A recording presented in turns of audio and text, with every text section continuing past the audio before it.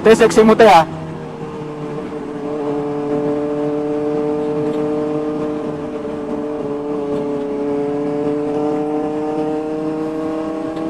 Wag, okay, diretso ka lang.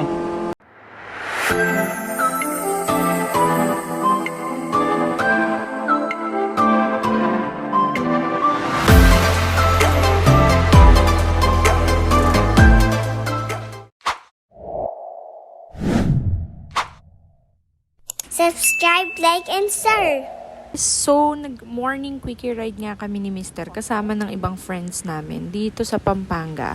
By the way, sa mga nagtatanong kung sino kasama ng 3 babies namin, well, ayun, tulog pa sila.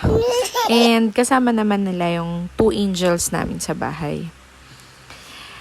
Alam nyo guys, when you get married and have kids, don't feel guilty when you as couple paminsan-minsan, lumalabas-labas pa rin naman. Kailangan natin yan sa marriage life natin. Because our kids need to have a strong foundation of bonded love coming from us, parents. And starting from us as a couple. Wow. Gusto nyo yarn, yung walang kinalaman yung video sa mga pinagsasabi ko. Sinasabi. Well, gusto ko may ipakita dito is yung Lala's Garden Cafe talaga. Kasi wala akong makonte. Oh. Pero yun nga guys, ang dami nilang halaman dito.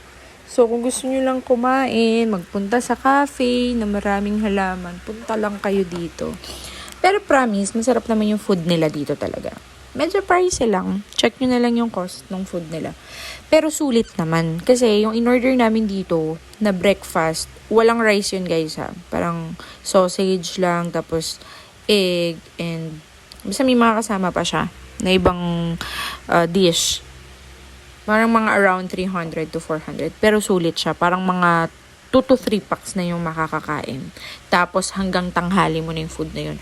Plus, ang dami pa nila ditong cakes and pastries. Tingnan nyo naman. Iba-ibang klaseng pastries yung meron sila dito. Ang sasarap niyan. Ang lalaki niyan. Pag nakita nyo yan in person, ang lalaki. So, kahit yan lang bilhin nyo isang peraso, busog na rin kayo. Tapos, ang fresh pa nila lahat. Very spacious din tong cafe na to ha, in fairness. Hindi naman talaga ito yung dapat yung gusto kong i-record at i-content. Yung pagmumotor sana. Kaya lang, wala pa akong video nung motor namin guys. Kaya, ayun. Finlex ko lang muna yung pinuntahan namin. First ride ko dito sa Pampanga. Yun lang, share ko lang. Thanks for watching. Bye!